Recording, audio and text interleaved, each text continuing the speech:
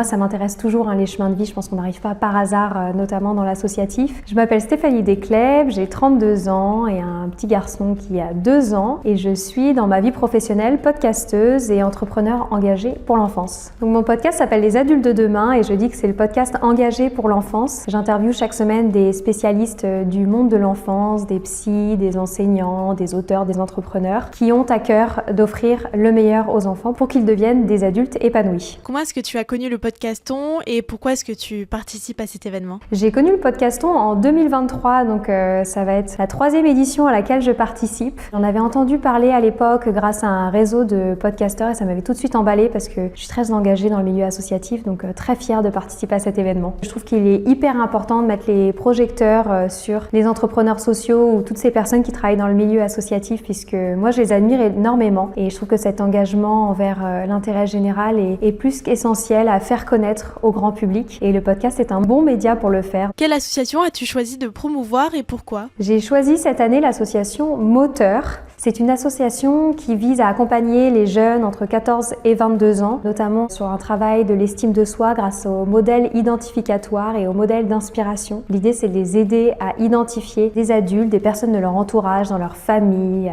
dans leur école, dans leur activité extrascolaire, de prendre le temps de les identifier et de les remercier, puisqu'il est prouvé que ça sert énormément dans le développement de ces ados. Donc, je suis très contente d'avoir mis en valeur cette association. Est-ce que tu peux nous donner un aperçu des sujets abordés dans cet épisode spécial? Dans cet épisode spécial, on a évidemment parlé du parcours d'entrepreneur qu'a Caroline Sénéclose qui a monté cette association il y a près de 10 ans. Et moi, ça m'intéresse toujours, les chemins de vie. Je pense qu'on n'arrive pas par hasard, notamment dans l'associatif. Et puis, on a évidemment parlé, moi, de ce sujet qui m'intéresse beaucoup, des modèles identificatoires. Pourquoi c'est important pour les enfants d'identifier des adultes, mais aussi des enfants, des ados, qui deviennent des modèles d'inspiration et en quoi ça leur sert pour leur avenir et pour leur confiance en soi. Si tu devais résumer le podcaston en une phrase, ça serait quoi? Le podcaston, c'est le grand événement caritatif par les podcasteurs pour les associations. La générosité pour toi, qu'est-ce que c'est? La générosité, un grand mot.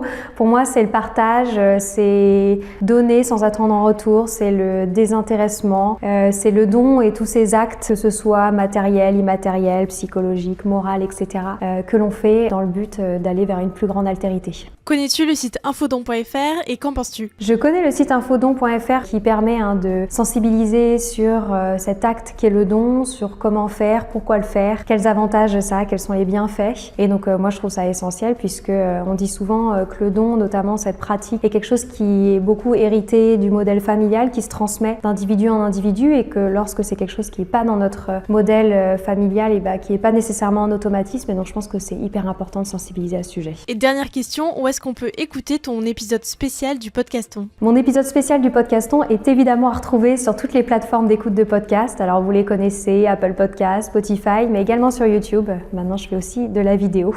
Donc voilà, vous pouvez le retrouver sur toutes les plateformes pendant cette semaine du podcaston.